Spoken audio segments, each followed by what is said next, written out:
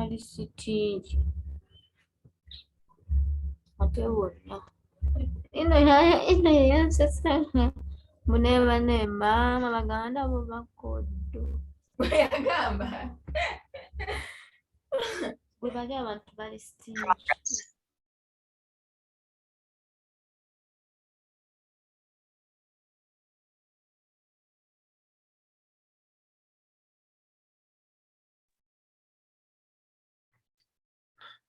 Guys, I'll come back.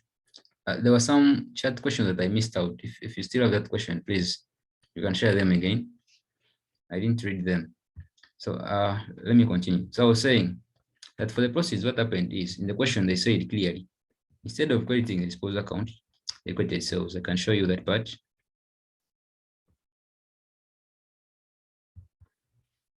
Here, they say that the sales proceed was credited to the sales revenue general ledger account instead of the disposal account. So this was an error they did. Okay. So when you do such an error, what we do is you come and correct it. Okay. So in correcting it, we say you pass. Okay. Now this is here what they did. How am I going to put it? I'm going to put it somewhere. What they did. Okay. What they did is they, instead of crediting disposal account, they credited sales account. Now, when you do that, I think that's an error of commission. Okay, but they never didn't matter. The issue is that you're supposed to correct it. Now, in correcting it, the entries that you can pass for that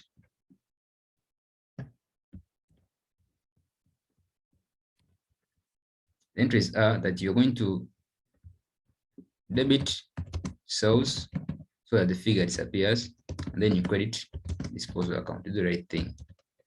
Okay. So therefore, I'll come to my disposal account on the credit side and show that there's a sales. This is error that is being corrected. I bring here the 7,000. Okay, that's how we end up going to the sales, this side of the sales, and we adjust the figure that was given in the trial balance. Let me take it to the trial balance. My trial balance. You come to the sales figure, which was given as revenues, 200 million. 200 million. And then you deduct that 7M because it wasn't supposed to be there. That's the debit. Okay. So I hope you're good so far, good to go. Then you will determine whether there's a gain or a loss on revaluation. Oh, sorry, on disposal. That's wrong. So I'll add, so in adding, so I can have this side is bigger. So this should be equal to this. Okay, so the difference is this minus that minus that. Okay, so this is a loss on disposal. It's a loss because on I usually don't say it's on the credit side, but it's because the double entry will end up on the debit side. So a debit in the P&L is an expense, hence a loss. So you come under your expenses. Okay. So I think we should put under cost of sales. So here, loss on disposal. I didn't classify why.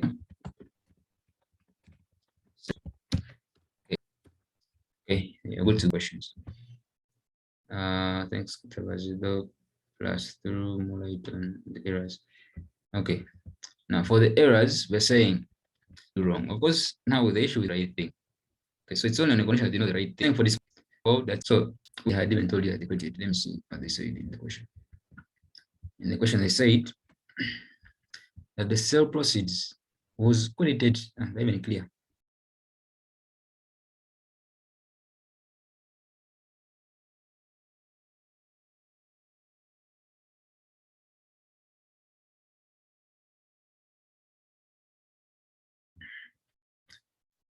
Okay, so I was saying that they even told you that they credited the sales. So that was an error, clearly. Sales can be affected by disposal.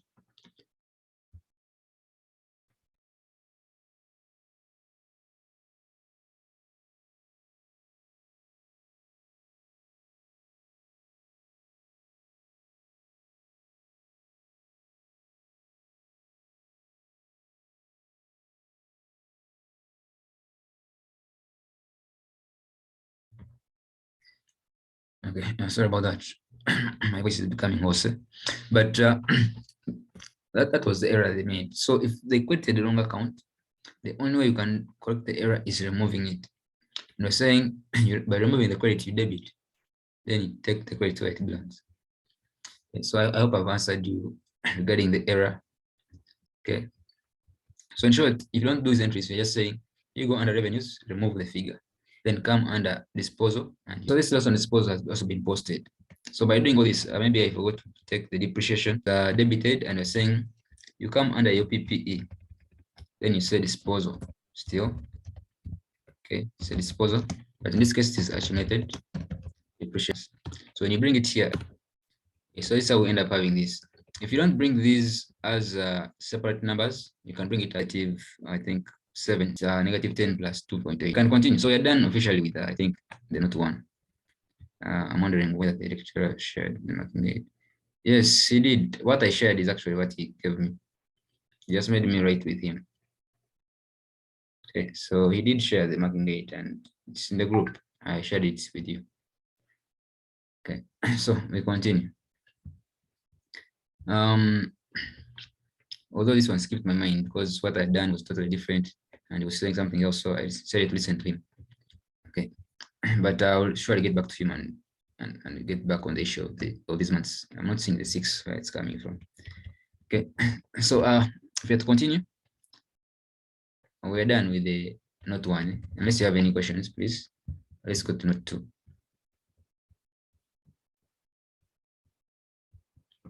So note 2 says that we have fair value. Okay, maybe if I go to note 2, we can finish up with the PPE schedule since there's nothing more to put.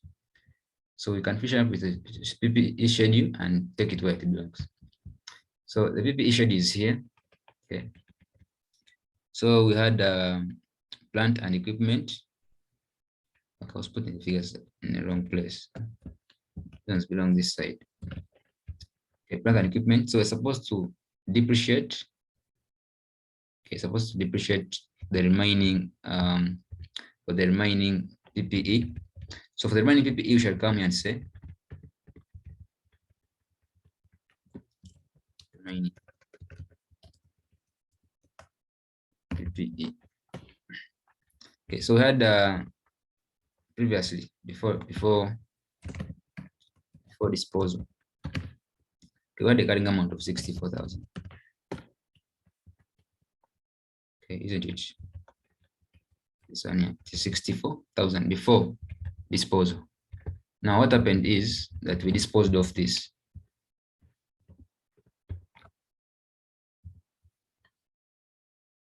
Okay, but now you said before the disposal, because the disposal occurred in the middle of the month, 6 months later. So before the 6 months, okay, how would we depreciate this? You're saying the depreciation would be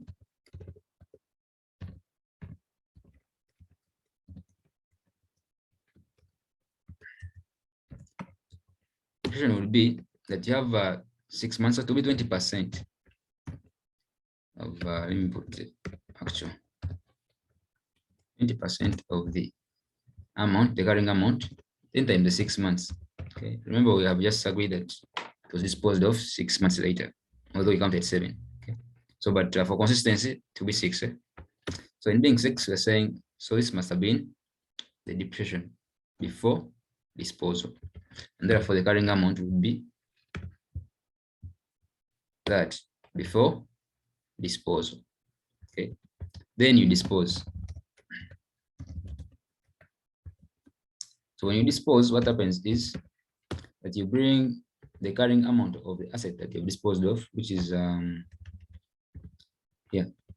this 7,200, sorry, okay, was disposed of. So we have now a new carrying amount after disposal. Okay, it will now be this plus or minus that. So this is our new carrying amount. Okay, remember we're in the same year. We are in the same year. Now we depreciate for the remaining. We depreciate for the remaining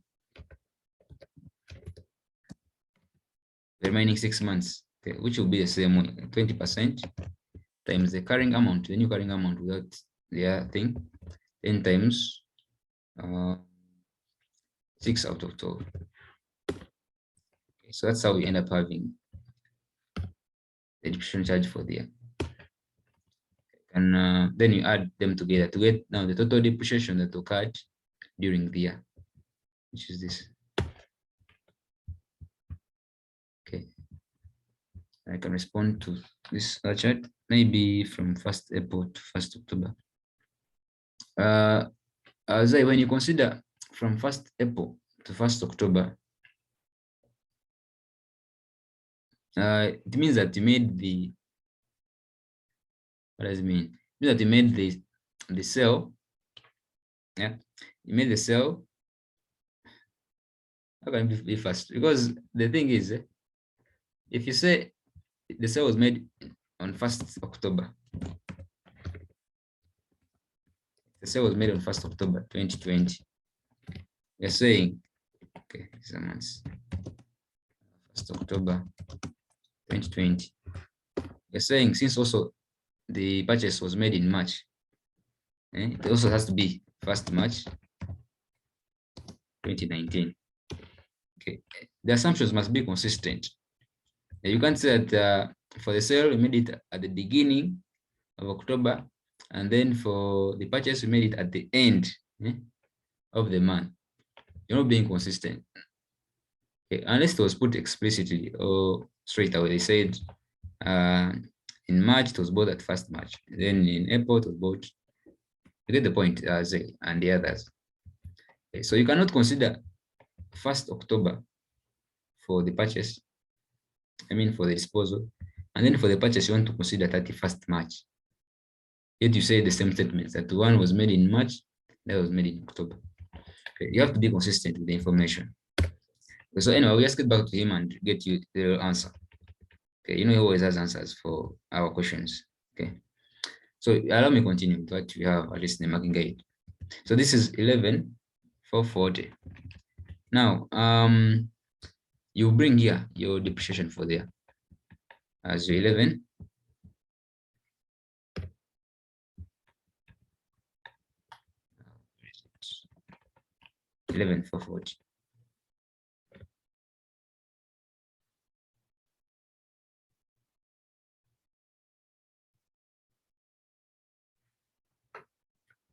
Okay, so that's how we get the depreciation for the remaining, or for the equipment. I hope you guys we're together on this one.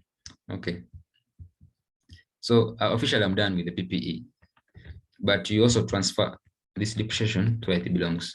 So it belongs this side of still cost of sales. So under working number 3, we shall say depreciation, but this is plant equipment. It is 11,440. Okay, so then you close off the PPE officially. So as you can see, all these items that you bring, new items that you bring, they must have 2 entries at least.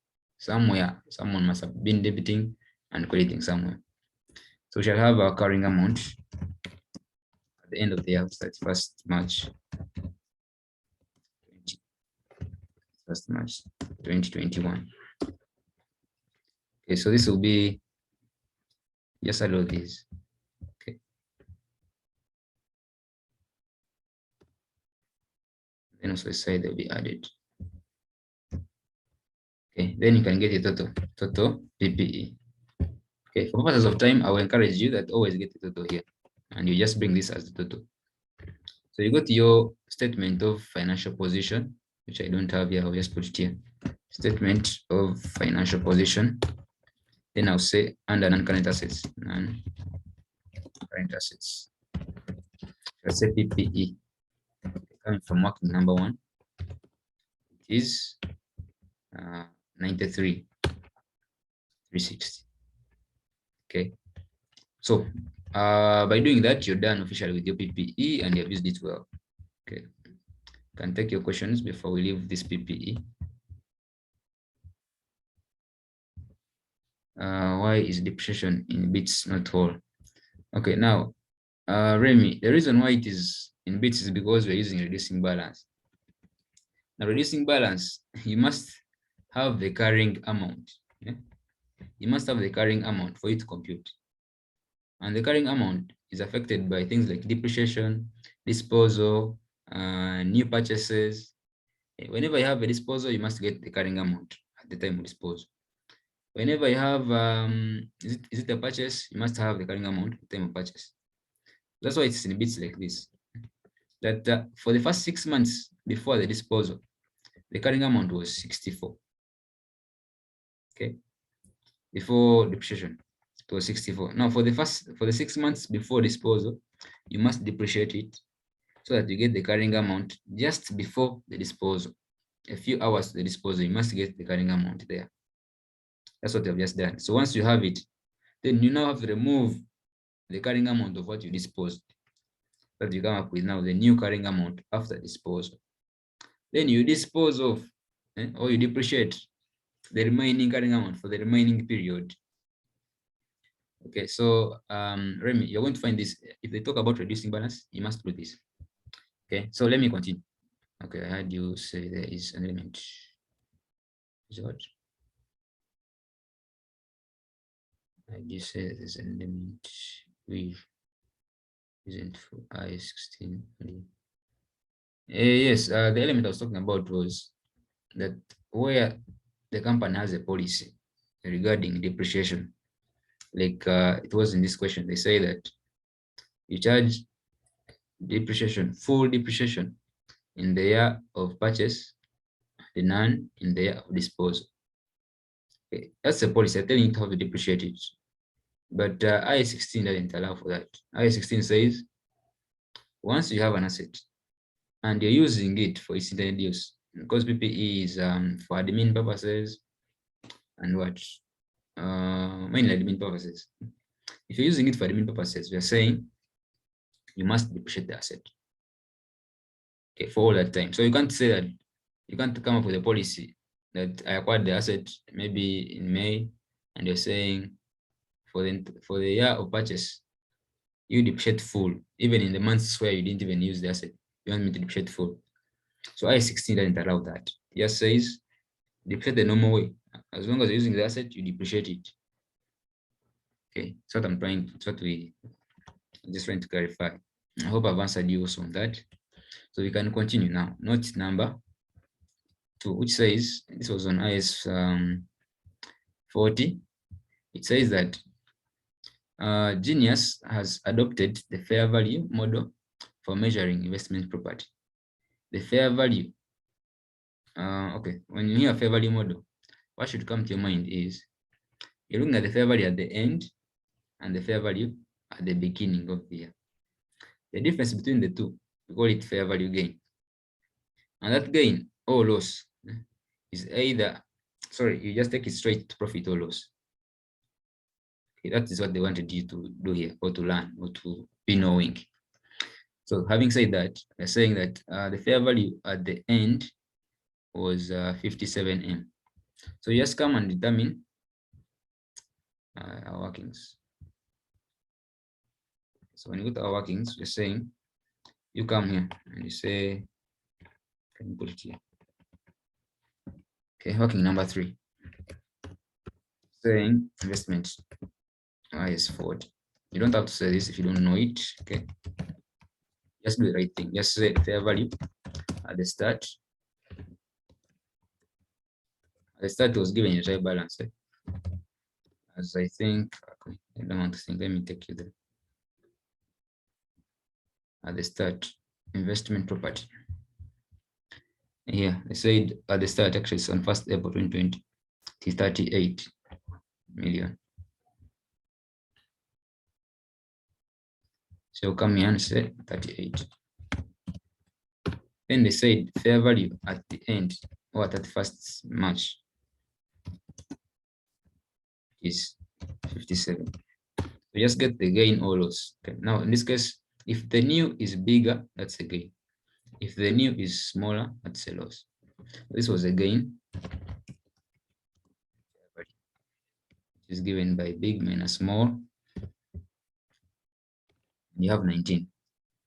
Okay, so the gain in fair value, we say you go to your profit or loss, like I already said it. Once the model is fair value, you just bring whatever.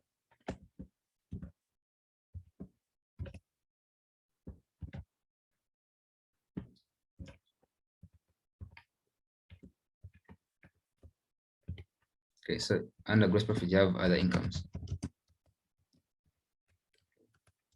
And other incomes, you have now fair value gain, or gain in fair value on investment. It was 19,000. This is where it belongs. That's what you're supposed to do. Okay. So by doing this, then the other thing is now you go to the statement of financial position, and you put your investment property. You just bring the new balance, the closing. In other words, just bring the closing.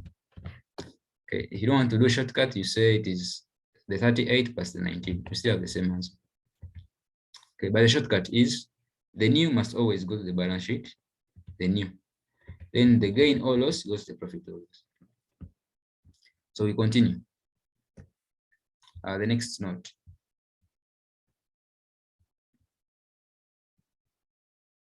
Next note says that on 1st July 2020, Genius commenced research on a new project on 1st January 2021.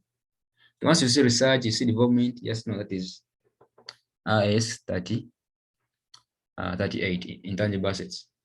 So wherever there is research, just expense, you take it to a profit or loss. Whenever there's a development, then you have to be, now you make a pause, first pause.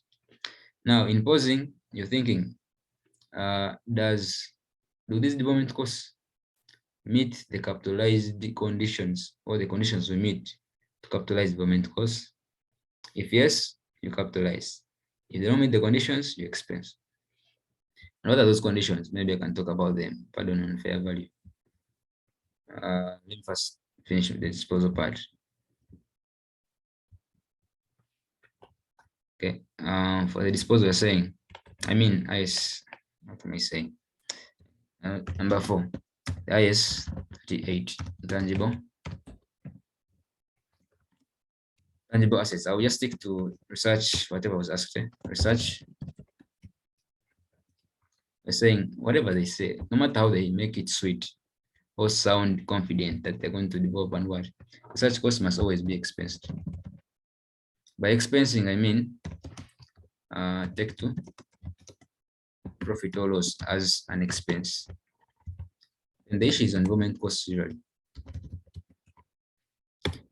For development costs, we say conditions for capitalization. I'll just say a few that I remember of it, but there may be many. Okay.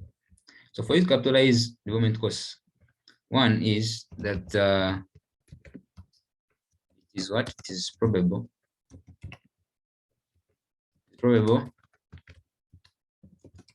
that the product you're trying to develop,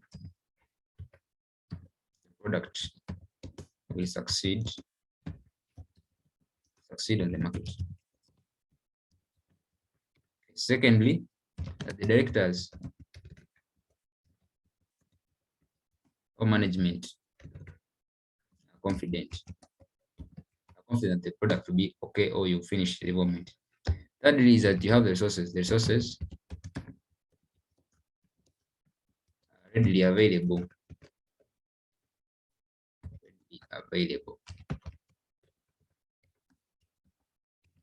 Available to complete. The keyword is complete.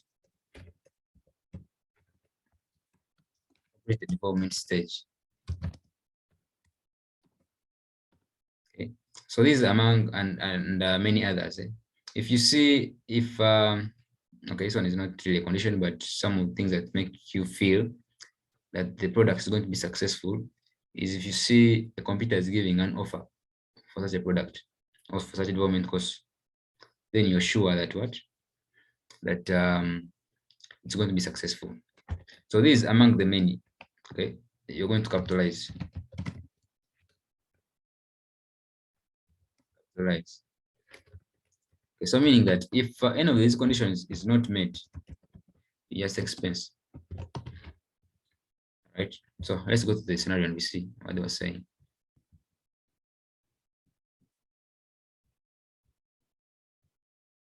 Okay. Okay. Yes. Excuse me a minute.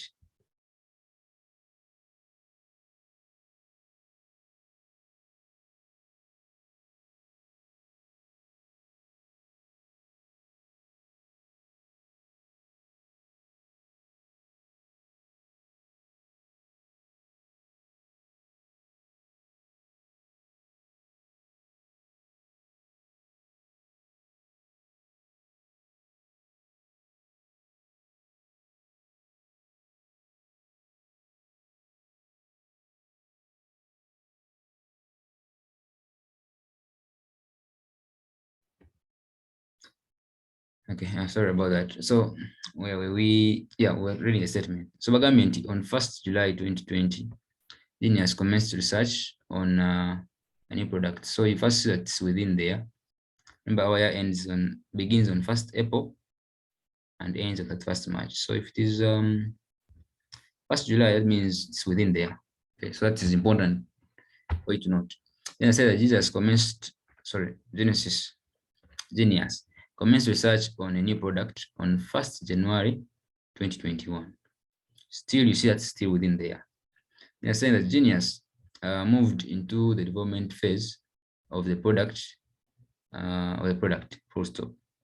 And said by 31st March 2021, that is the end of the year, the company was still not confident. Yeah, not confident. Now, once you see management of a company is not confident, you know that those costs cannot be capitalized, development costs. Then they say that this is due to commercial success of the product. So research and development costs are incurred evenly over the period. Okay, so now here they're clear that research and development is not actually capitalized. So let's go and look at the figure that is given to try balance. So it is here, they said research and development costs are 18,000. Okay, so all these are supposed to be expensed because none is capitalized. 18. So let me see what they said on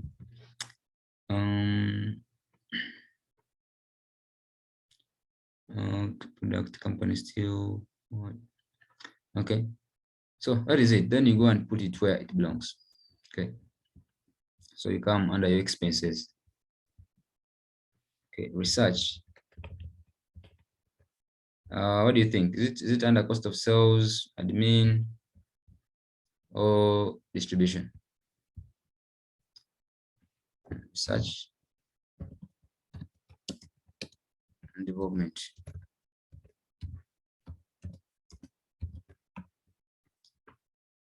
Personally, I think they're under admin. I don't know what you guys think. 18,000. Bring it here. Okay. Then you go to the next item. So ideally, I would have taken profit or loss, but you're saying you don't just take a single line. You take the total. So you go under admin and you put it there. Then next line says the financial asset represents an investment in equity shares, with the company electing to take gains or losses through other comprehensive incomes. Okay, gain or losses are held in a separate reserve called equity investment reserve. Okay, at 31st March 2021, the fair value of the financial asset was 65. Okay, now I'm going to talk about financial assets, and we see. And we see where this one belongs. We call, allow me put them here. This is IFRS 9, what they call financial instruments. Financial instruments. For financial instruments, we have either a financial asset or a financial liability. What does capitalizing mean? Capitalizing means that you're going to put the cost in the balance sheet as a current asset or non-current asset. That's what we mean by capitalizing. But if the item was outside the reporting period, if it is outside the reporting period, you don't include it because it's outside the period. Yeah, that means that they recorded it before. They already recorded it. If they didn't record it, then you're supposed to take it to under changes in equity, under retained earnings, and you show it as a transaction there, not in your profit or loss or the balance sheet. Okay. How about answered you? Then financial asset, you're saying, I mean financial instrument. Once you hear a financial instrument, you either have a financial asset or you have a financial liability. One of the two. Okay, maybe before this classification, you can look at the forms of what financial assets. What about you call the debt instrument? Debt instrument. This is where you're paying interest on any either paying or you're either paying or receiving the interest. That's a debt instrument. Then for equity instruments. Equity instrument, this is where you have dividends. You're either paying or receiving dividends. Okay. However, there's an exception here. Except what? Except redeemable preference shares.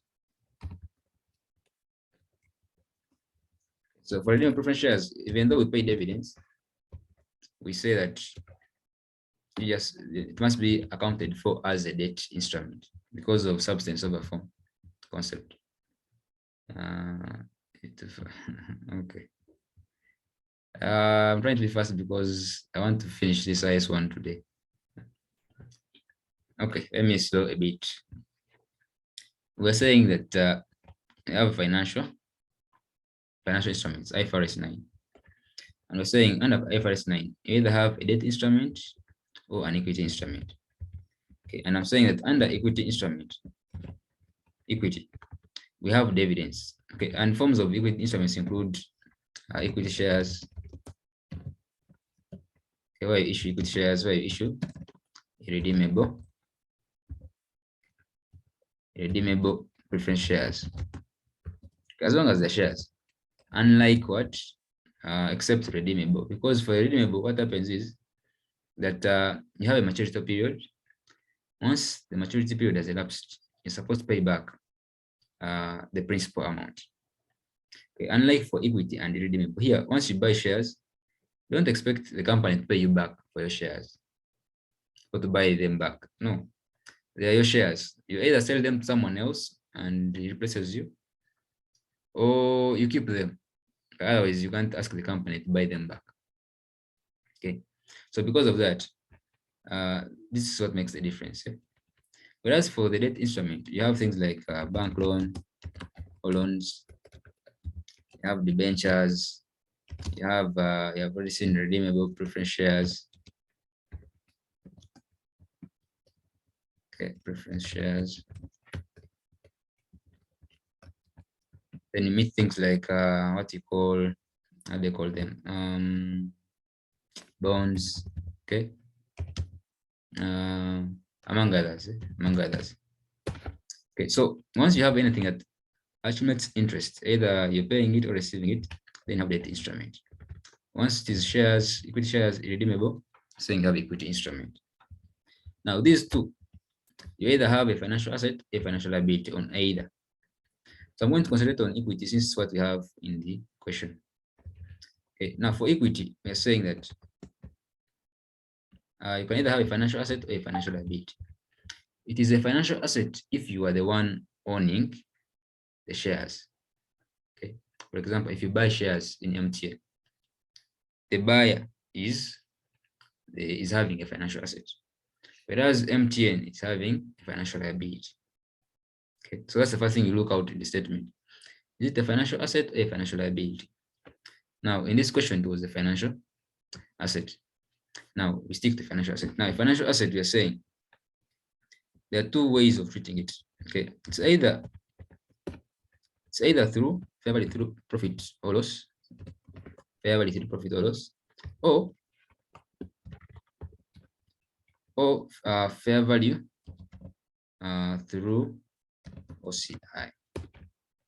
Okay, fair value through OCI. Those are two things. Now, when does it become through OCI and through profit or loss? We say it is through OCI if there is an election, like you saw. There's an election, okay, and an irrevocable decision. Irrevocable decision was taken and is taken. Is taken to hold the financial asset for it's much actually there's no maturity date. You're trying to hold the asset forever or for mainly taken to hold the asset for dividends only. Okay, if your intention is just to hold the asset for dividends, that means for you, you're going to hold that asset forever as long as they're paying you your dividends. Okay, now for profit or loss, what happens is if there's no election and an irrevocable decision has not been taken, then automatically it's through profit or loss. Okay, if they don't say that, they will say held for trading purposes. Held for trading purposes. Okay, so still, I'm going to first chill fair value through profit or loss. I just stick to statement of, sorry, fair value through OCI. Now you saw that an election was taken in the question. So here, the treatment is accounting